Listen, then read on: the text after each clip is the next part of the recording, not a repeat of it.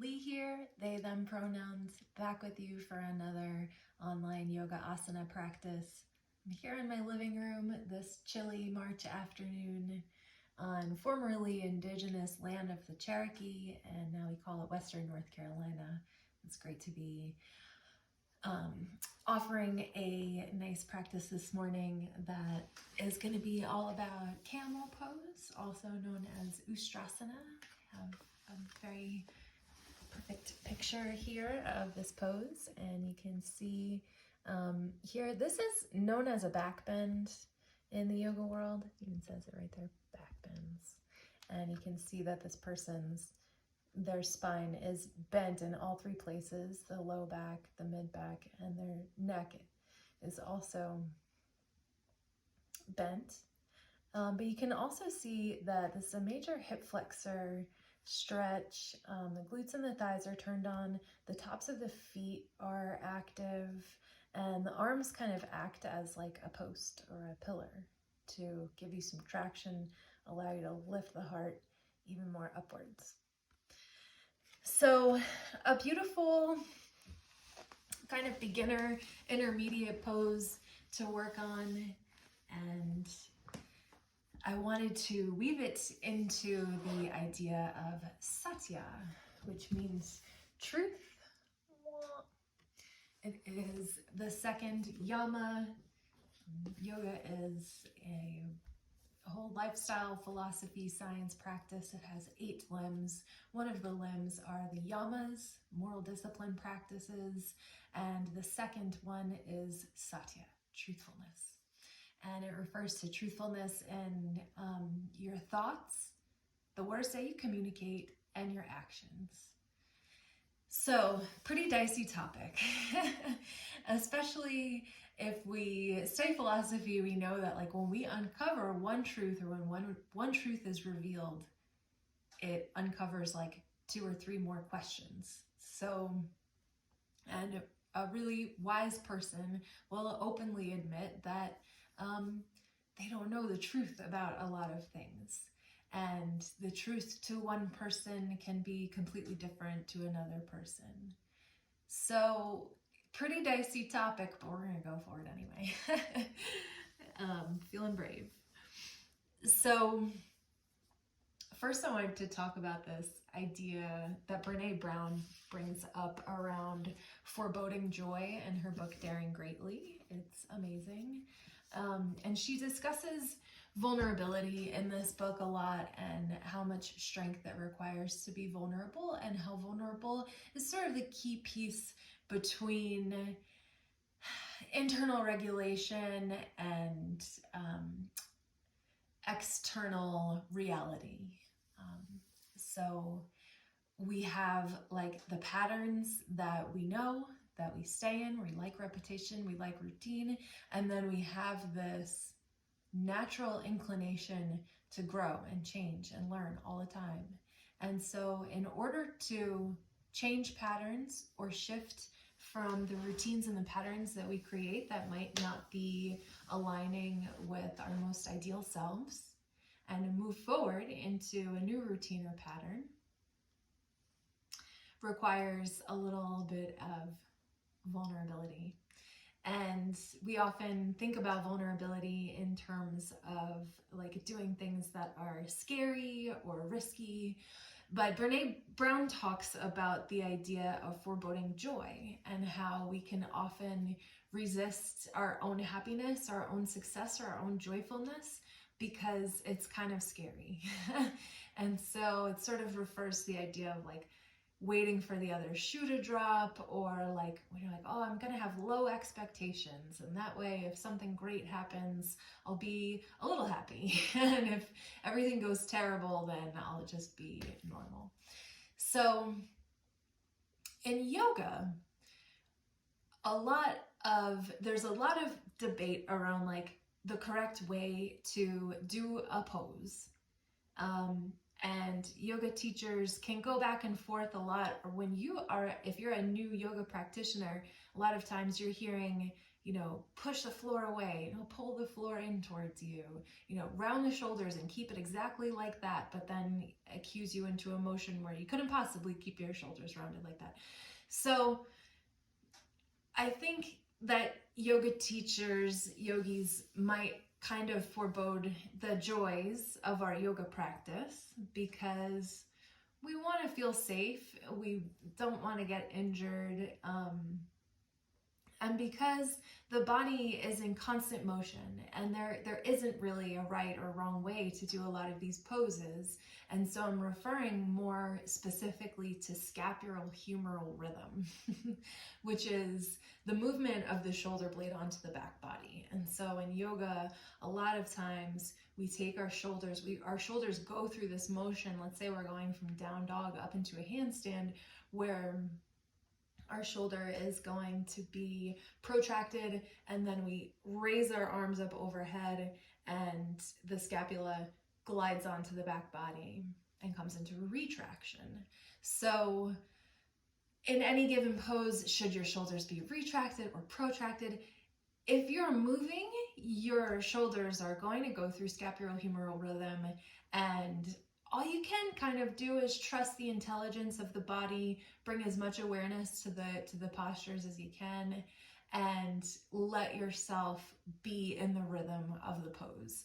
I remember when I first started practicing yoga, the big thing was like the shoulders have to be retracted, that we have this tendency in life to round the shoulders forward, and we've got to lift up and retract the shoulders and keep them pinned this way at all times. And I just remember like riding my bicycle around town at the time and trying to like keep my shoulders pinned onto my back body while riding a bicycle. Really hard, and just leads to like pinching and stuff. So our shoulders are going to round forward, they're going to creep up towards our ears. That's okay. Invite it in, let it pass, and then just go through that scapulohumeral rhythm in our poses, and just do the best we can, and be open to the spine rounding, because if you ever have mid-back pain, thoracic back pinching and stuff like that, a lot of times that comes from the shoulders being tight and retracted. And so we can use the rounding forward and the protraction of the back body to relieve some of that pain that we might experience, and also increase the breath, because we know that when we breathe into the back body and create space through the back of the ribs and the back of the heart, there's a huge opportunity to really expand through the back of the rib cage. And if our shoulders are retracting onto the back body, we can't really create that expansion through the back of the rib cage that we're wanting to. So with that being said, some of the benefits of Ustrasana are, again, it's known as a back bend. One of the main benefits of it is if you struggle with low back pain, when you create this action of these really strong hip flexors moving forward, you can effectively decrease low back pain. So there's a tendency though, and in this pose, the hip flexors are actually internally rotating. Okay, so let's get into it. My hip flexors are going to be pointing forward, and there's a tendency and an opportunity to really load up the low back and externally rotate the hips and the femurs to be able to bend back a little more. And I am in a back bend, and I don't have too much active engagement of my core and my back here because I've got the external rotation of the hips going for me, but I'm taking away that benefit of decreasing low back pain because I'm not cultivating the strength that I want to in the front of my hip flexors, if that makes any sense. So we're not internally rotating like rotating the femurs inward, but we're bringing the hip points straight forward and then firming the thighs and the glutes so that they stay in place as much as we can that way. And what is going to move at that point is the rib cage. the pelvic floor, and the hip flexors can move forward. They're going to move forward. They're not going to be completely still. We're just trying to resist that temptation to completely externally rotate, squeeze the butt, and just open it up. And that can feel really good sometimes. That could be really, really nice sometimes, especially when you're very warm. But if you're trying to create and cultivate this back body strength, the strength through the hip flexors in order to receive the opening of the spine in all three of those places, the lumbar spine, the mid-back thoracic spine, and the cervical spine, you really want to keep that strength through the thighs and the hip flexors and the glutes. So, with all that being said, let's practice yoga. What I have here is a block with a blanket on top of it. And that's my favorite way to sit. I like sitting cross-legged. But in that case, you want to remember a few minutes through your practice to switch the cross of your legs so that if your foot falls asleep, or you can just, have a little balance between the two legs. And I like to sit on my shins and my feet on a block just like this, because then you don't have to think about that. I can sit here on my block in a long extended period of time.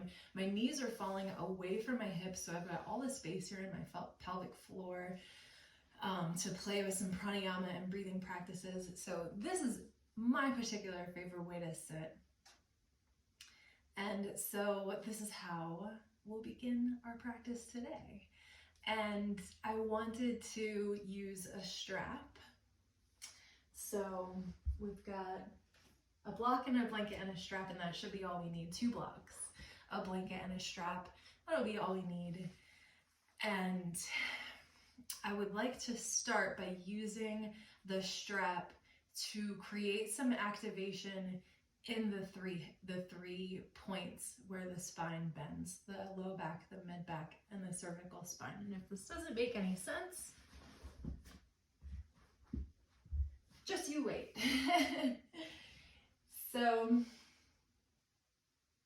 let's first take a moment to arrive. We'll do a little relaxing, passive meditation on the ground in a few minutes. But for now, let's just take a few breaths to get seated on our blocks, find a good position, get everything that you need, and come to some smooth, natural, and even breathing.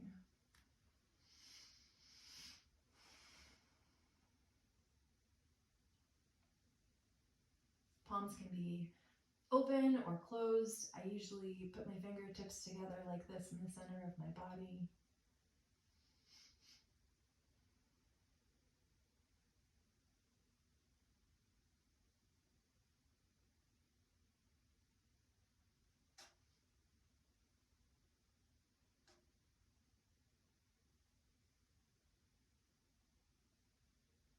Just taking a few breaths and a few moments to arrive and just have some quiet. Feel the softness of the air on your skin.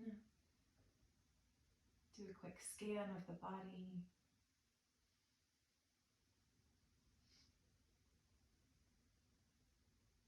And just sort of start to get into the mindset of connecting your mind to different places of the body and preparing yourself for some movement.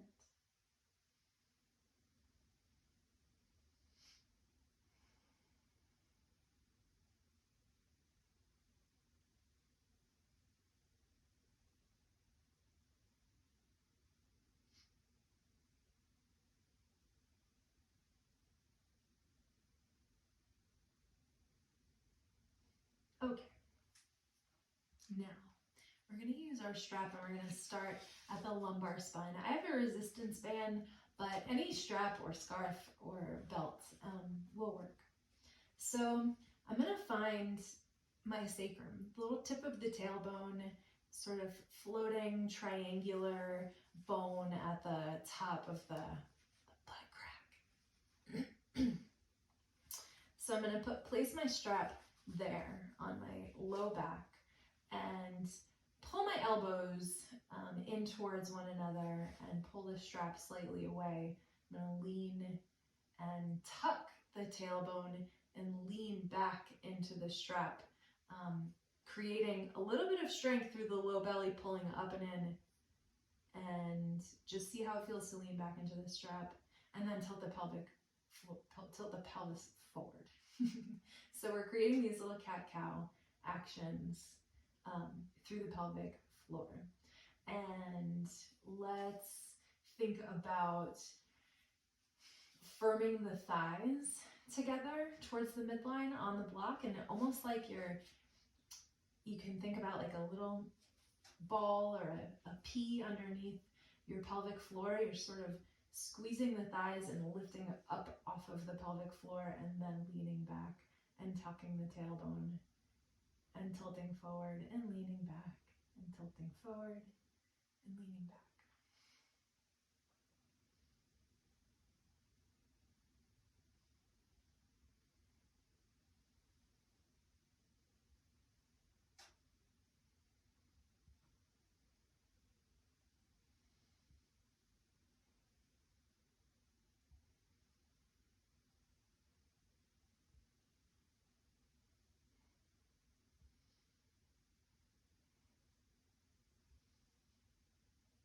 All right. Come back to neutral pelvis. And take a breath. And we're going to move the strap up the spine to the tips of the shoulder blades, where we have the mid-back, the thoracic spine. And this is where the positioning of the rib cage is going to come into play, because typically when we inhale and our diaphragm and everything expands, our rib cage tends to flare out and lift up and away from the spine, and the front of the rib cage lifts and flares out and away from the back of the rib cage. And in the mid-back bend, we want to think about leaning back and creating this curl through the back body. And we're also activating the low back, what we just did.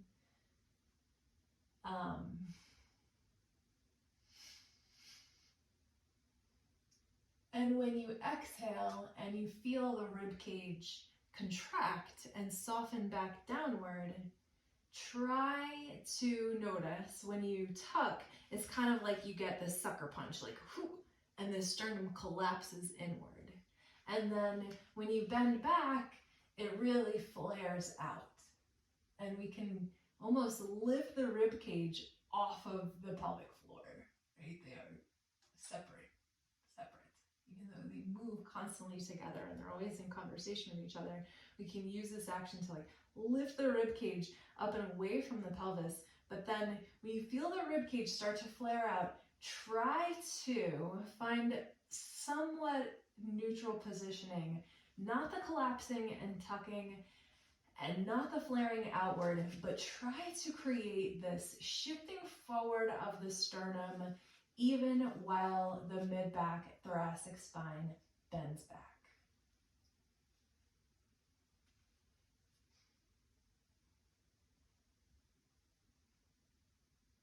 I hope that makes sense.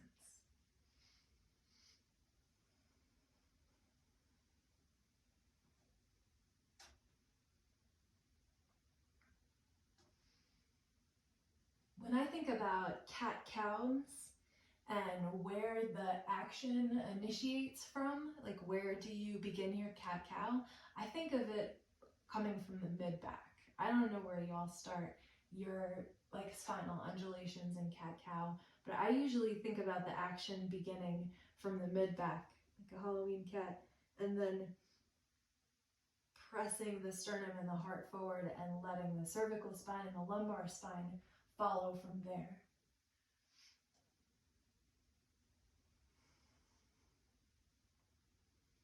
So thoracic spine mobility. Let's move upward. Now, of course, the cervical spine, the neck, is pretty fragile. So we're gonna, where we could really tug the band before, we're just going to apply a very gentle amount of pressure. as we place the strap on what's called the occipital ridge, where the top of the spine meets the skull. Should feel very, very good. Should feel really nice and relaxing, and you can lean the back of your head back on the strap and move your head from left to right.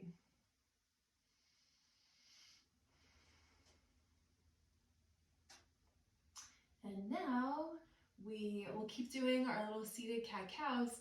The motion is going to begin from the cervical spine, and then the thoracic and the low back will follow. So the action will start like almost the tip of the nose. Imagine that you're creating the beginning of this action starting from the tip of the nose.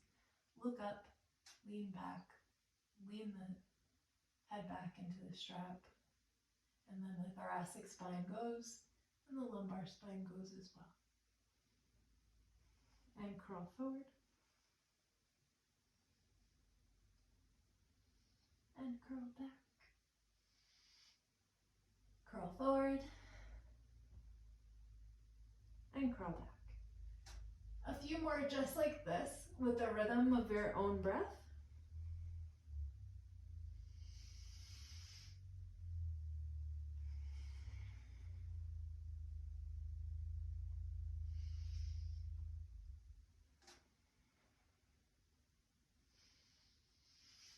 Last one.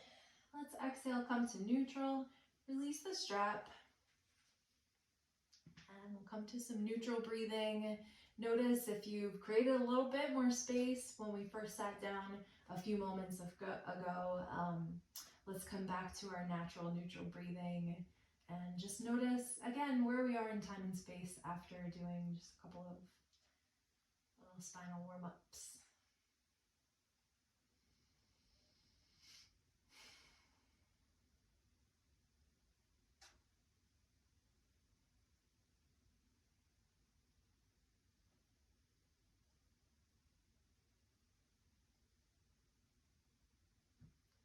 Squeezing and lifting gently through the thighs and pulling the glutes in towards one another.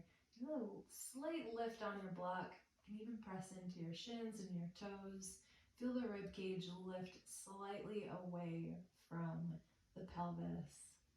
And reach the top of the head, the crown of the head up towards the ceiling, and come to a nice tall seated posture where we can sit and just meditate for a couple of minutes and listen to the sound of my voice and just sink into the flow of your in-breath and your out-breath. You don't need to change or manipulate anything.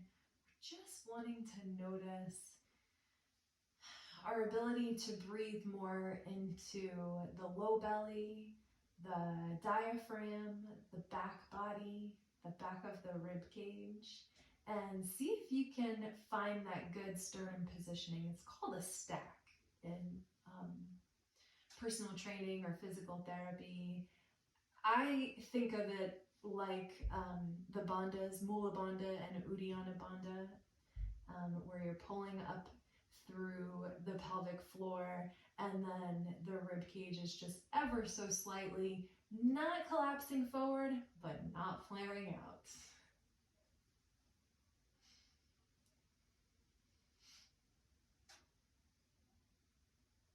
Simply taking a couple of breaths to connect the mind to these different parts of the body, the rib cage, the diaphragm, the belly, letting the legs be heavy and descending.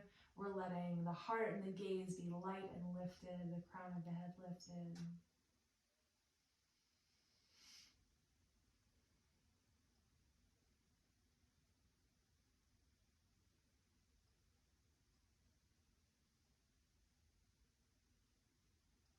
Letting the eyes and the tip of the nose, the mouth be nice and soft, letting the jaw and the mouth be soft.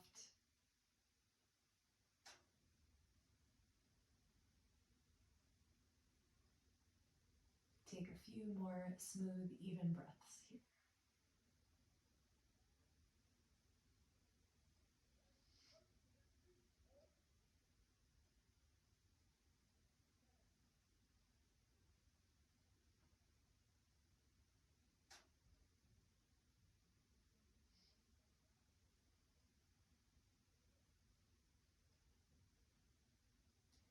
If your drishti is closed, you can gently let your eyes flicker open. Yay, welcome to class. I hope that wasn't too long of an introduction. I'm trying to keep this practice to about an hour and 15 minutes, and we'll see how it goes. We're gonna stay seated, but move to a cross-legged position, and I'm actually gonna sit on my blanket just to get a little bit of lift through the hips.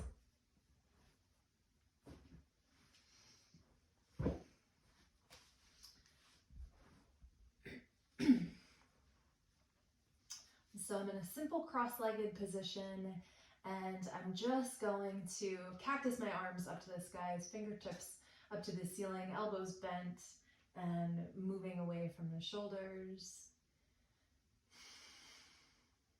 And the shoulder blades not in retraction or protraction, just feeling neutral. In fact, more important here to create the rib cage and pelvic floor positioning than it is to do anything with the shoulders at all.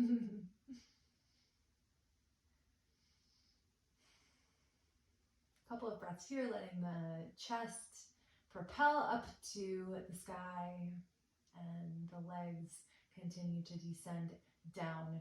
We will retract the shoulders. On an inhale, retract the shoulders, squeeze the elbow tips towards the back of the body. And then we'll exhale, cross the right arm over the left and give yourself a little hug. And now we're just gonna make circles. We'll lean down towards the right knee, tuck the chin, and just create some natural circular motions in the rib cage and the spine in one direction several times.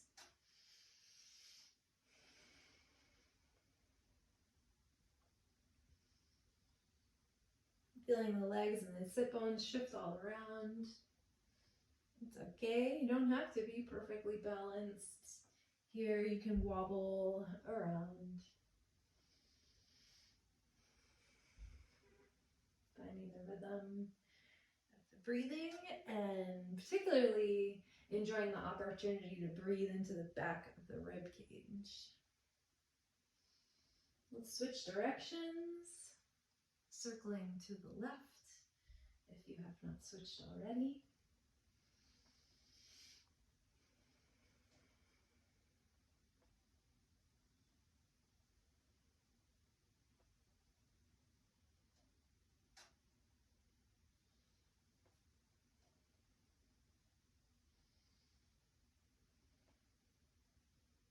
All right, let's open the arms back to cactus. And this time, let's do our cactus, but we'll bring a little more focus to the three bends of the spine. So yes, retract, glide the shoulder blades onto the back body, and then let the shoulders sink down and away from the ears, and also drag the elbow points down towards the hip points. So we're going from a cactus, where we're like 90 degrees, to squeezing the elbows towards the rib cage, retracting the shoulders together onto the back body, and continuing to pull the thighs in towards the midline as well. Now let's start from the tip of the nose, look up to the sky, and lean back. Pull the elbow tips down towards the hip points. Keep squeezing the thighs together. You can press into the toes. And exhale, round forward. Left arm crosses over right. Let's make circles. So we're going to make some circles, some barrel rolls here. You can weeble wobble. You can let your head be heavy. Just creating some fluidity and some motion.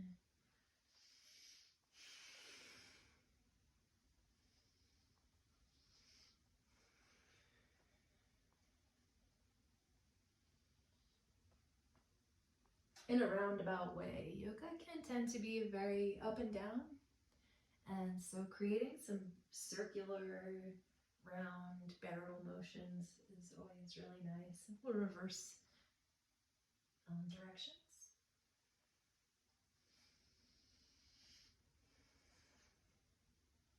And it's like, it reminds me of like working on a pottery wheel. Like if you are making a mug or something and you only pull up the front of the mug and the back of the mug, like you got to get the sides too. So I love side body stretches. I love lateral stretching. Inhale, cactus the arms, lift the heart up to the sky. This time we're gonna bend from the thoracic spine. Like the strap is pulling underneath the shoulder blades like we were doing before. Pull the elbow tips in towards the hip points. Lift the sternum, lift the gaze, and little back bend.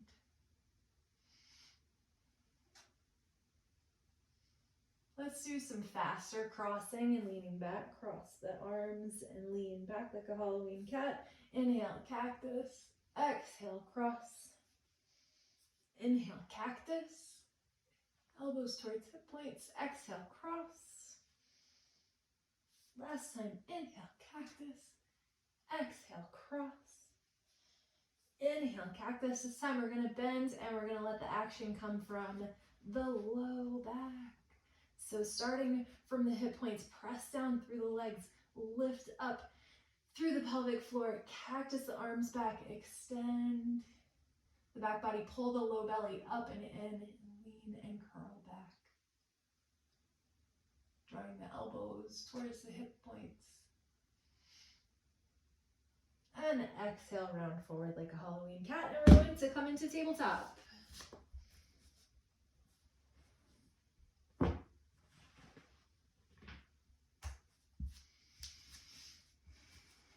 What are we going to do?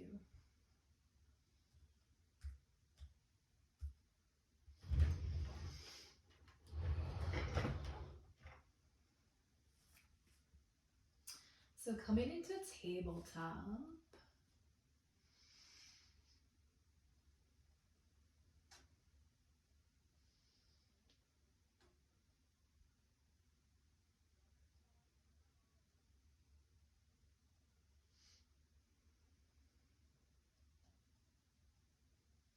Let's do some cat-cows here in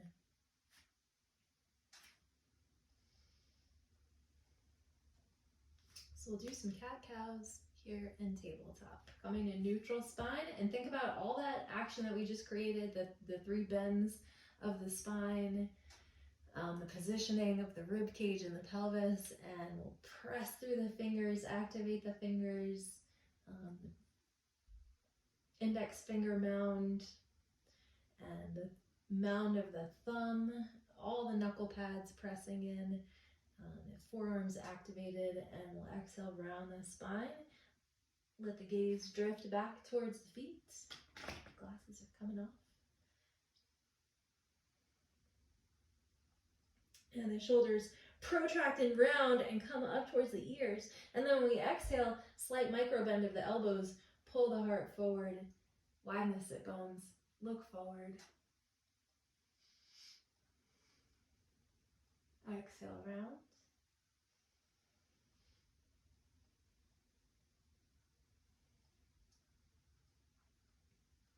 Inhale.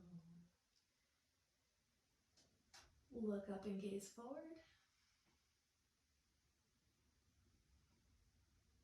Exhale. Starting from the mid-back. Think about it that way. Round the back body forward, or however you want to think about it. Maybe for you, the action of cat-cow starts with the tucking of the tailbone, or the tucking of the chin.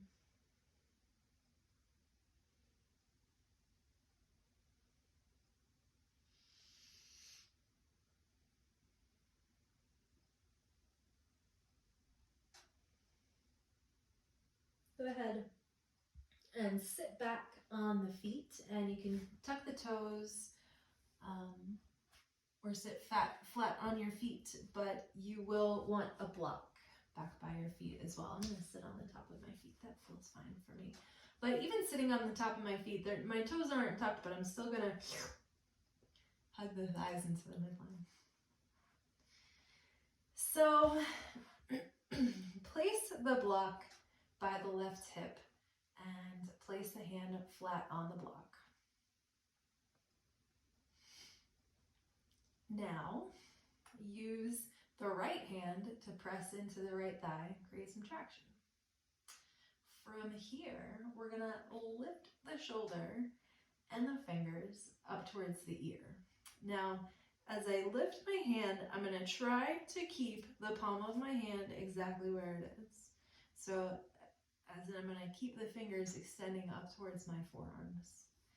Shrug the shoulders up towards the ears, up towards the ear, the left ear, and down. Shrug and down. Shrug and down. Shrug and down. All right, last one, and now we're going to turn it around. We're going to rotate the fingers towards our back and see how that feels now. Place it down. Okay, now we're going to try to bring the fingertips back up without changing the extension of the fingers coming in towards the forearm. Fingers forward. Oh, you're starting to feel it in your forearm? I am. Okay, so from flat on the block, we'll do it 2 more times. Shrug the left shoulder up to the left ear. Rotate the fingers around back behind you, and then place the hand back down on the block. Use the right hand for traction. All right, pull everything into the core to lift that hand and those fingers.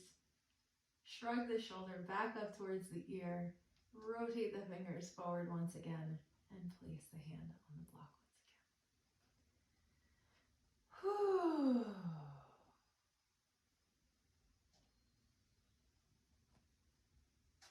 Was that 2 more times? We did it. Let's switch sides. With the right hand, place the block on the right hip. And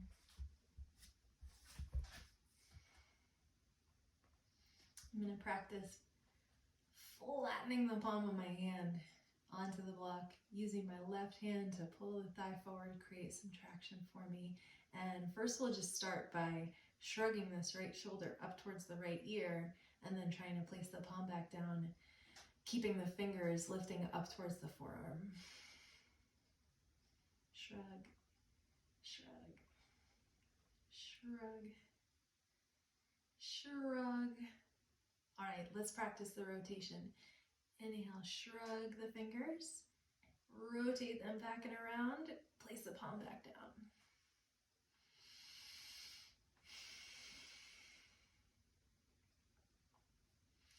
Inhale, shrug the shoulder back up towards the ear, rotate the fingers forward, place the palm back down. Inhale, shrug, rotate, flatten. Shrug, rotate, place the palm down. That's it. Let's not do that anymore. My hands and my wrists, my forearms feel pretty warm after that very simple exercise. We're going to want that action when we practice with Ustrasana, because when we lift up into an Ustrasana pose, we're going to do that exact same action with the shoulders. Let's lean back. So let's lower down onto our back bodies. So come to lying down, flat on your back with knees bent.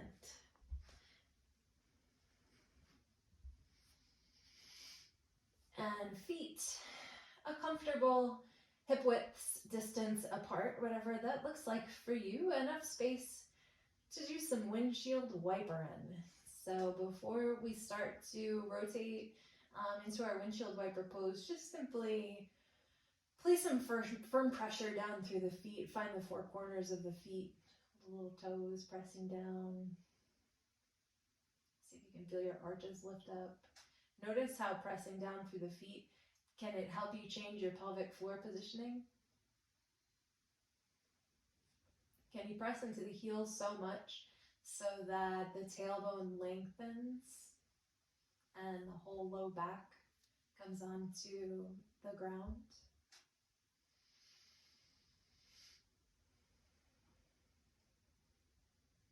keep the focus on the feet as we start to let the knees lower over to the left. And I'm going to cactus my arms up by my ears. That's where I like to be for this. So right now I'm really feeling a little bit of pressure through my left shin bone and the outer left foot. And my inner right foot I'm going to use to lift up. So I'm thinking about this more, the action coming from the hip flexors rather than just flopping back and forth with the feet. I'm using the feet to activate the knees, and the knees lift to activate up towards the thighs and the hip flexors, and everything is moving in synchronicity. So just bring a little more conscious awareness to our windshield wiper pose and some conscious activation through the feet as we floss back and forth.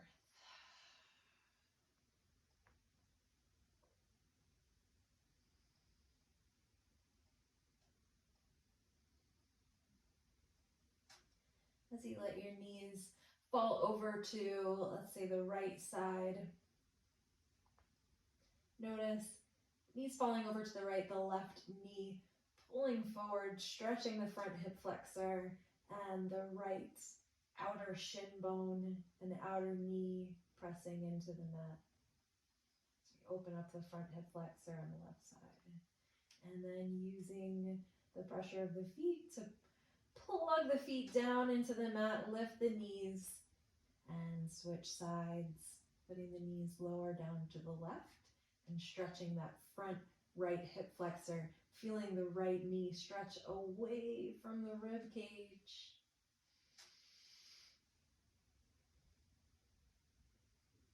Yum.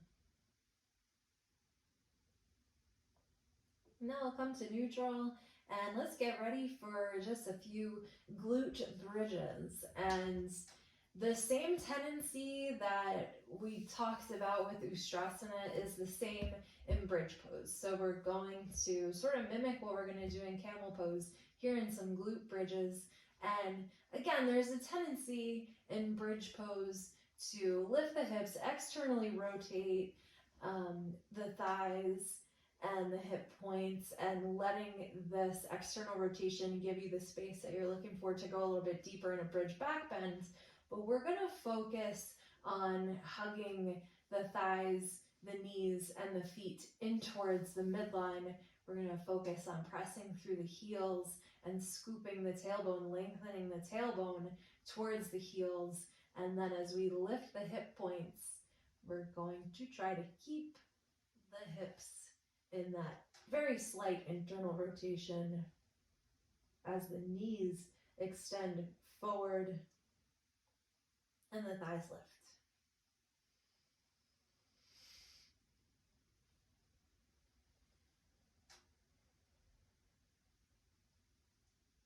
And lower. And we'll do a few of these with the pace of your own breath. Again, think about if the hip points were like flashlights, the flashlights would be pointing straight up.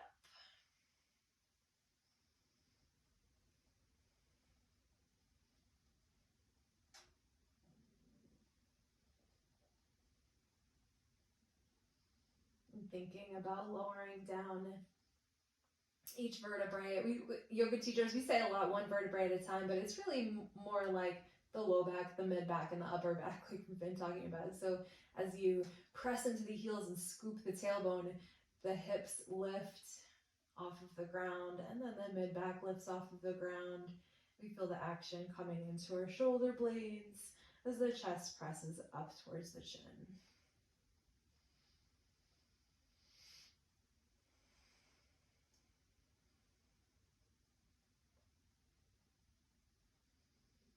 Keep the chin tucking slightly as we lower the mid back down onto the ground, followed by the low back and the tailbone coming back to neutral. All right, we did those few very focused. Let's do a few more, just quicker. Inhale, exhale. Inhale, lift. Exhale, lower. Inhale, lift. Exhale, lower. Draw the knees into the chest and rock back and forth from left to right.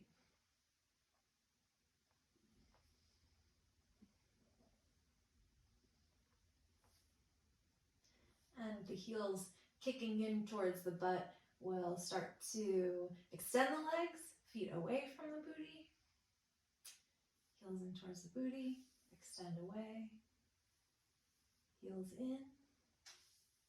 Straighten the legs. Knees in towards the chest, heels in towards the butt. Extend the legs away. Just a few more like this. Very gentle calibration. Now, let's create some rocking motions with this.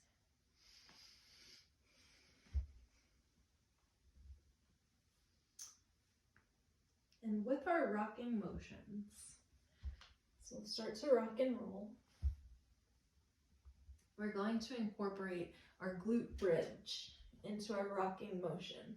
So I'm going to rock forward, and then I'm going to slowly lay back, lift my hips, and come up into a glute bridge. Bring my arms up by my ears, pressing the hips up to the sky. Exhale the back body down, knees into the chest, and rock forward. Rock back, glute bridge. Slow, conscious rock back, glute bridge. Arms up by the ears. Exhale, round, and rock.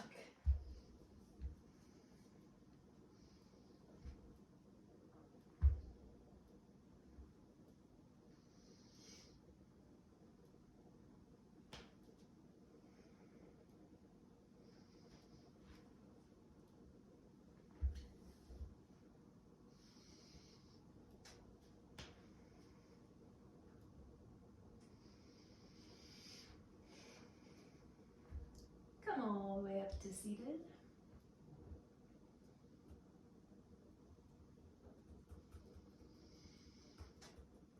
And we'll come to sitting on our block once again, the way that we were doing in the beginning of class. And also once again, grabbing this band.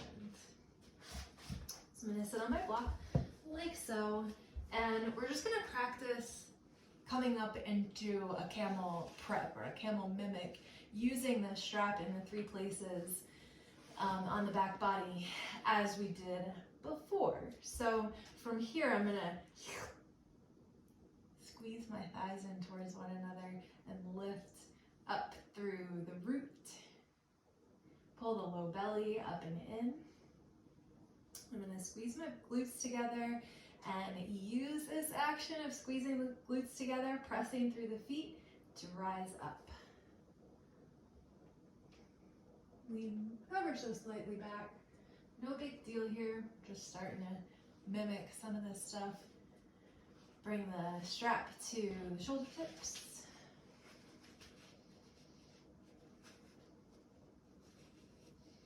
And once again, squeeze the thighs. Press through the shins and the feet and the knees, extending the knees forward.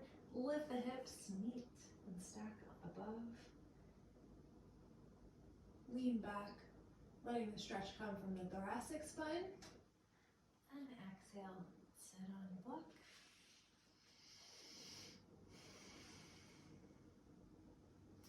Place the band on the occipital ridge, the cervical spine. Squeeze the thighs, pull the low belly up and in. Lift up. Light camel pose, camel light.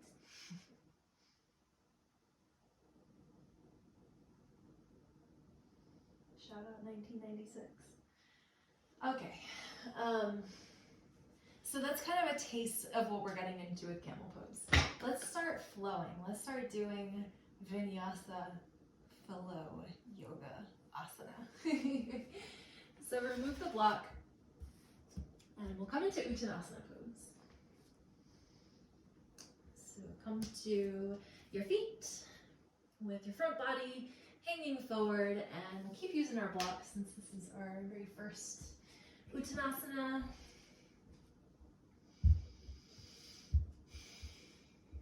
And just warming up the hamstrings. We really haven't done much with the backs of the legs here, so give yourself some time and some space to bend one knee at a time, lay the belly on the thigh. Taking deep breaths, letting the head be heavy and the spine be long.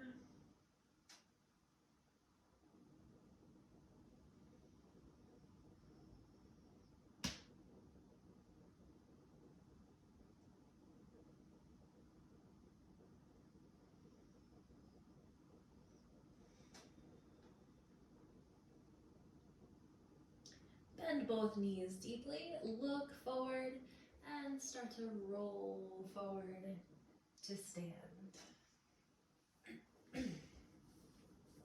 All right, you might want to watch me for a second while I do this. We're going to recreate a couple of the shapes that we've already made and get into an interesting transition that we'll be using later. So I'm going to cactus my arms to the center of my body, like the elbows to the side bodies. That's what I mean by that. I'm pressing down through the feet, squeezing through the thighs, lifting up through the spine, and I'm gonna retract my shoulders back, lift my heart up to the sky, cross right arm on top of left. Now, from here, I'm gonna trace my knees forward, create a posterior of the tilt of the back line, scooping the tailbone towards the heels. I'm gonna trace my knees forward and start to come into a toe stand until I find myself all the way sitting on the toes with arms crossed. Inhale, camel light, cactus the arms, recross with the left arm on top, toe stand. Inhale, scoop the knees in towards the chest and lift up to stand. Whew. Let's do it on one more time, and then we'll do it 3 more times essentially, so 2 times each side. So cactus the arms, retract the scapula's chest up to the sky. Cross the arms, trace the knees forward, toe stand. Inhale, lifts to camel. Cactus the arms back. Exhale, recross, right arm over left, toe stand, rise up. One more time each side. Cactus the arms, cross the left arm over right, trace the knees forward, posterior tilt of the pelvis. Strong legs as we extend up to a light camel pose. Retract the shoulders, cactus the arms. Exhale, recross, right arm over left. Lift the knees up towards the belly and toe stand, and nice and strong, rise up. Last time, right? Inhale, cactus the arms. Exhale, traces the knees forward, lean forward, back body, posterior tilt. Inhale, rise. Cactus the arms. Exhale, lower left arm over right. Toe stand. Inhale, rise. Cactus the arms. Neutral. Very nice. Roll it all out. Roll it out. All right, we're going to add something else to that. So, again, you might want to watch before we get into it together. When I come to a micro bend in my knees, inhale, cactus the arms. Exhale, right arm crosses over left. Toe stand, knees trace forward. Okay, so now I'm going to lower all the way down, uncross my arms, and roll down into the glute bridge that we've been practicing. Press into the feet, lift out through the arms. Exhale down, and we're gonna roll back up to stand. Cactus the arms, left arm over right. Trace the knees forward, comes down to a light camel. Lean back. Exhale back to toe stand, fingertips reach forward. Lower down onto the booty. Nice, slow, lower to a glute bridge with arms coming up by the ears. 2 more at your own pace. Roll, stand, cactus, cross, knees forward, lower down, camel light. Exhale, toe stand, fingertips forward, slow roll down, glute bridge, and rock and roll forward. Last one, cactus the arms, left arm over right, knees trace forward, toes stand, light camel pose. Exhale, fingertips shift forward. We're rounding the back body as we come back to toe stand, trace the knees towards the belly, and lower down to our glute bridge.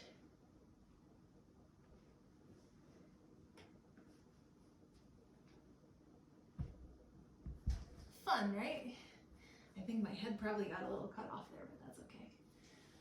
So that's the beginning of our flow. Yay. Let's come to tabletop. On blocks, hands on blocks.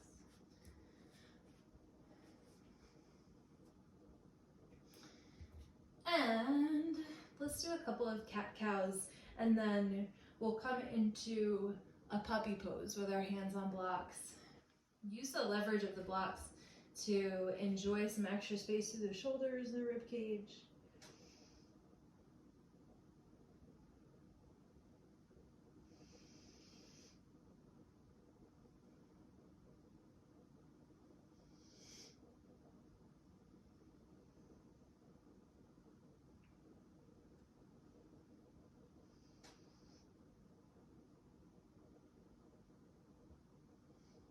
Okay, and then let's place the blocks to the side, despite what I just said a minute ago. And we're gonna come to a puppy pose. So from here in tabletop, how you get into a puppy pose, you place the hands a little more far forward. And the sit bones are lifted, and I'm gonna scoot my sit bones back towards my heels, bringing my forearms onto the ground, but not my upper arms. Letting my belly rest between my thighs and my forehead rests on the ground. So the difference between a puppy pose like this and a child's pose is that in child's pose, I'm very passive and I'm letting my hips sink all the way down towards my heels in a very restorative pose. Here, my arms are very active because I'm on my forearms. So again, from tabletop, you place the hands a little distance away and then sit the heels back until you can get the forearms onto the ground. Feel the opening through the chest as you lean back, lean the hips back towards the heels, and let the forehead rest in between your biceps.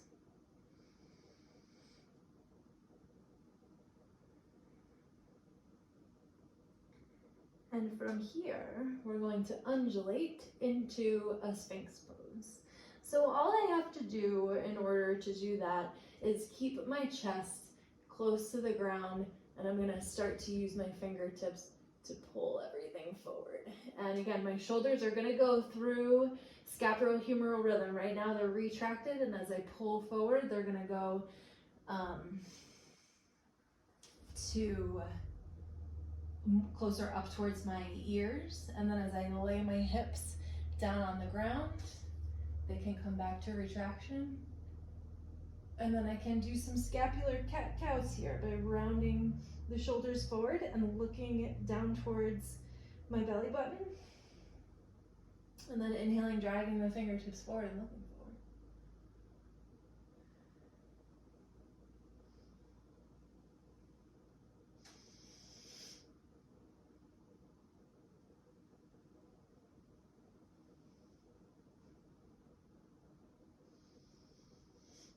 keeping the thighs and the feet slightly active.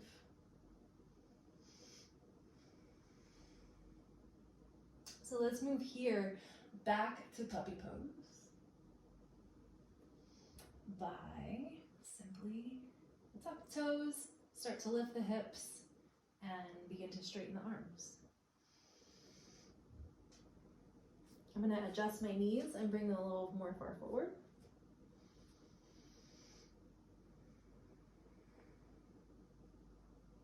Puppy pose, and now we're going to do the exact same thing, but we're going to add a forearm plank.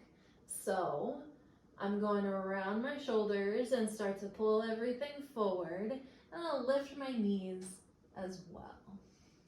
So here I am in a forearm plank, and then I'm going to posterior tilt, tug the tailbone back towards the heels, lengthen the tailbone back behind.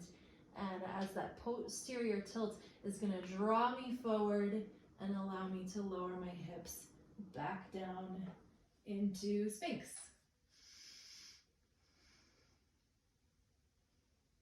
About one more time for that. So we'll start by tucking the toes, lifting the hips, back to puppy pose.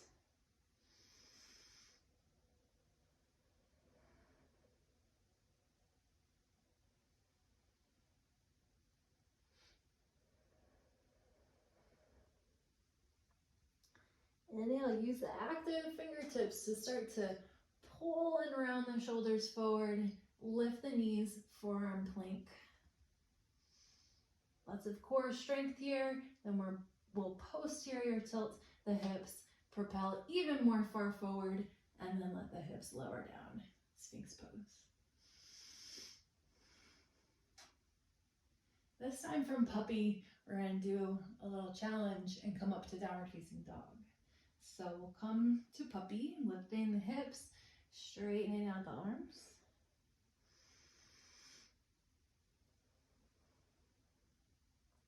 And if you would like to move to downward facing dog from forearm plank, you can come into forearm plank, or if you would like, you can tuck the toes, start to lift the hips, walk the feet slightly forward, and then lift the arms as well. Downward facing dog.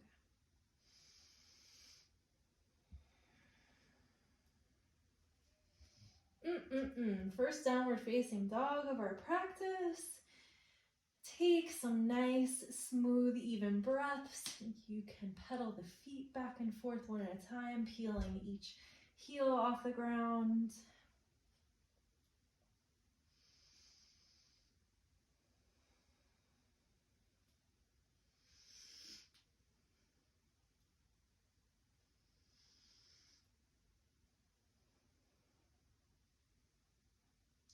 We're going to lift the right leg up off the ground with the right foot up in the air. Try to keep the hips slightly square as the leg extends back.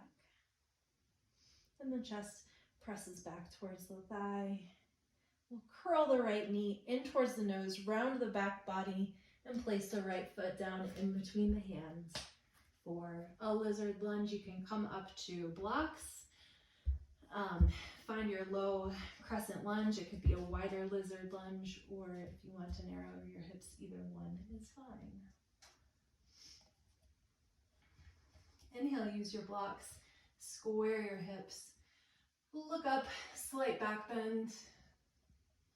And exhale, shift the hips back towards the left heel.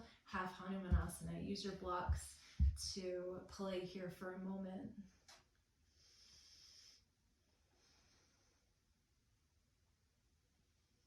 Inhaling with the flat back, looking forward. Exhaling, bending the elbows and bowing the heart forward.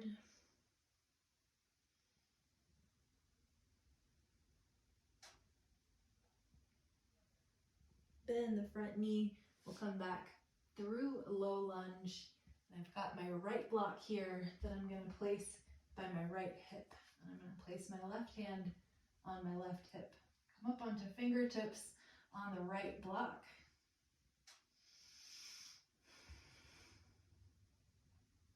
Left toes are tucked, left glutes and thigh turned on, right knee extending forward. With the right fingertips on the block, I'm going to lift my left arm up to the sky, fingertips reaching up. And we'll come into a side body stretch here. Should feel delish. You can bend the right elbow and just start to stretch it out to the side here.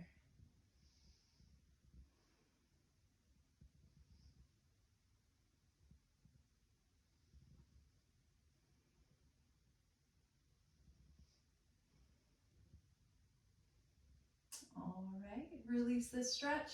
I'm sorry, I forgot to mention, if you need a blanket under your knee, of course, go for it. From here, I'm going to place my left hand back on my hip, and I'm going to stretch my right fingertips forward. I'm going to lean my heart forward. Let's just practice that. Lean back, retract the shoulder. Exhale, lean forward, round the shoulder. Inhale, lean back. Exhale, lean forward. Okay, from here, leaning forward, that's fun. Lift the back knee. And we can use this little rocking action to get nice and light through the back leg. And we're going to bring the left foot up to meet the right. Yoink. Chair pose. All right, with my right fingertips extending forward, I'm going to come to a good place. My feet about inner hip width distance apart. And I'm going to cactus my left arm up to the side. Knees are tracing forward, the hips are tracing forward, but the ribs are rotating and twisting. Look back towards the back shoulder. And from here, we're going to draw the right fingertips underneath the right armpit, sort of to the right rib region. We're going to rotate the ribs towards the front and then cross the left arm over the right. You know where we're going. You know what's up. Tracing the knees forward, lower all the way down. Uncross the arms.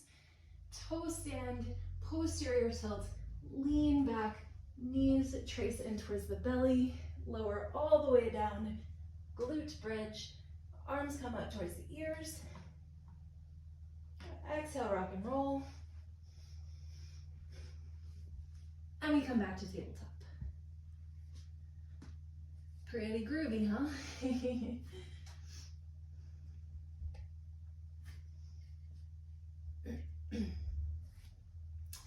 So from tabletop, we're going to place the hands a little more far forward.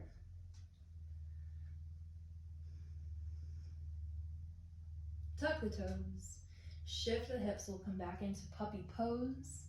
Letting the forearms rest down with the gaze and the head resting between the biceps.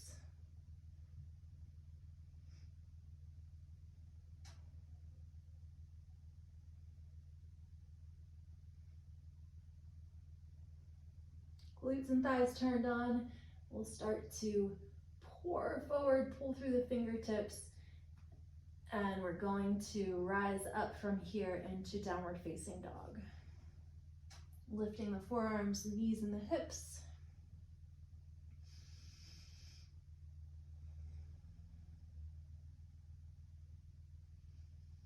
Adho Mukha. Downward facing dog. Let's bend the knees and send the belly back towards the thighs. As you do so, feel the sit bones widen. Pull the low belly up and back towards the spine. Start to straighten the knees out. And pressing the backs of the kneecaps towards the back of your mat. Perhaps the chest presses back towards the thighs as well.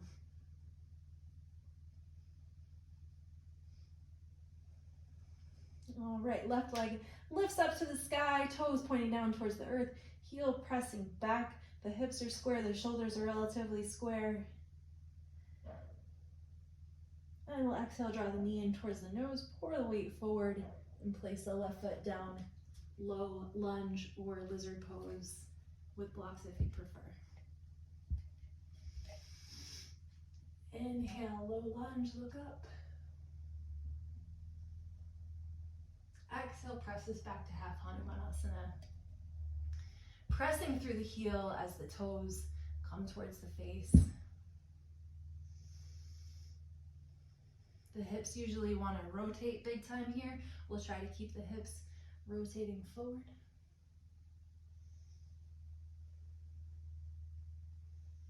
The right hip sinking back.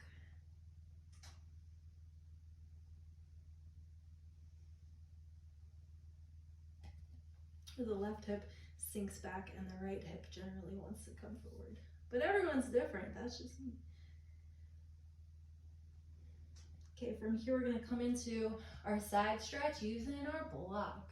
So I'm gonna bend my front knee. If you need that blanket under your knee, go for it. And I'm gonna bring this block into level 3. Right here by my hip. And I'm gonna come up onto fingertips on it. Right hand to right hip. Make sure those hips are nice and balanced. And from here, point the fingertips up to the sky.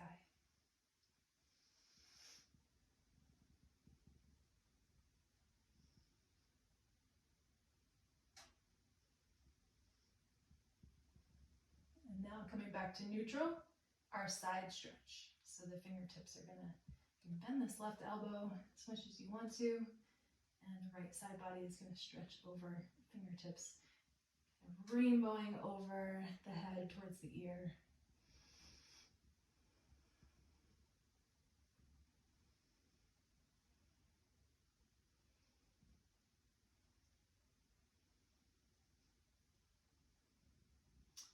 All right, and from here I'm gonna release this right arm, and I'm gonna bring the left arm forward and come into those little undulating, flossing back and forth, fingertips forward, round, fingertips back. All right, and then when we come forward, lift the back knee, so strong. Continue with that rocking, get a little momentum so that you can, so strong, turn on the right glute, lift this right leg, boop, chair pose. Right arm is going to cactus out to the side, and we twist it open. Breathe.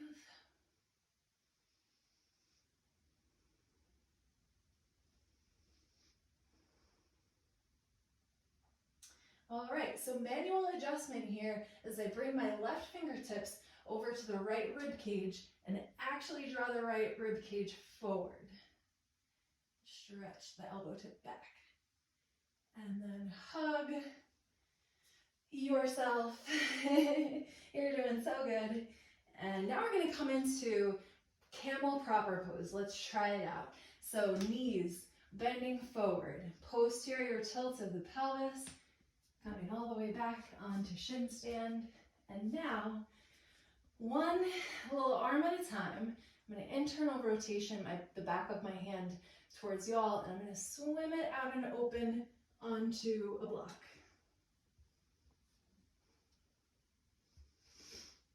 Now, I can recreate that manual adjustment by pulling the left fingertips and pulling the right ribs forward, and then swimming internal rotation, the other arm out into camel on the other side. Now I'm in full camel pose. But I've got my blocks, so I can adjust. So sit back on the heels, and let's practice this one more time from standing. So cross the arms however way you like, it doesn't matter. But we're gonna practice that slight posterior tilt, low belly drawing up, sternum pointing down, rib and pelvis stacked, cross the arms, knees tracing forward, feet pressing down, glutes and thighs turned on, lower all the way down, shin stand. All right, now I'm gonna swim my little arms back to camel pose. Boop. Manual adjustment of the rib rotation. Boop. And camel. See how it feels if you can connect your hands to the blocks so that they can create that post, that pillar to give you some leverage. Open up the back body even more.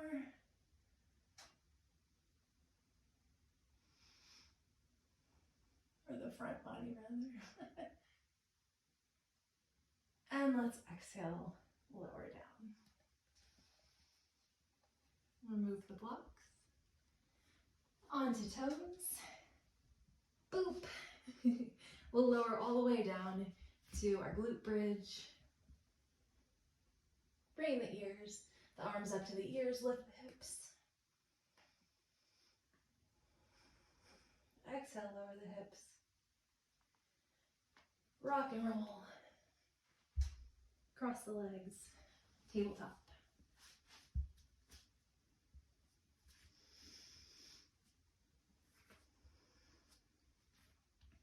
I would love to floss through that one more time, a little bit quicker, and then we'll cool down. I have no idea how long we've been going. I've been trying to just do it in one swoop and not stop, so we'll check it out. From tabletop, we're going to place the hands forward and maybe even the knees back, it depends.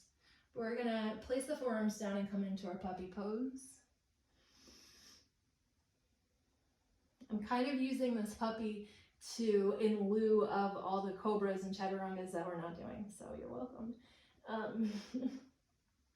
From puppy, we're gonna tuck the toes and rise up to downward facing dog. We'll flow through this a little bit faster. Lift the right leg up to the sky, heel pointing back, toes pointing down. Go ahead and bend the right knee this time and open the hips up to the sky, kicking the right heel back towards the right butt. Peek under the armpit, and we'll exhale, draw the knee in towards the nose, round, protract the back body, and place the right foot down. Lower the left knee down, crescent pose. Cactus the arms up to the sky, out to the sides, and exhale, shift back, half Hanumanasana.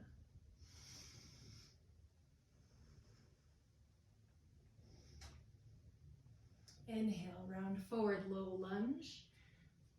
Lifts the back leg, right fingertips come forward, and we'll pendulate until we get some lightness through this back leg.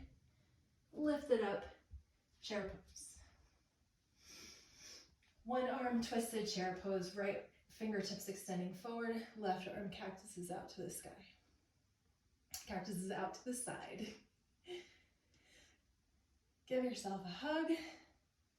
Right fingertips coming into left ribs, left fingertips coming to right ribs. Knees trace forward, quads and glutes are working it.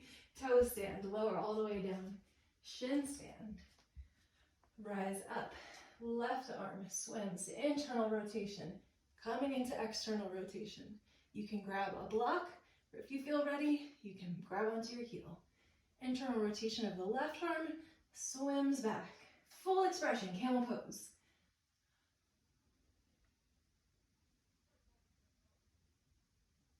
Exhale. Sits back on the heels. Fingers draw forward. Shins and thighs come in towards the belly. Slow lower all the way down. Glute bridge. Press into the feet, lift the hips. Exhale, lower down, rock and roll. Cross the feet, tabletop. Hands forward, knees back. Puppy pose. Let the forearms lower down, the hips lift high.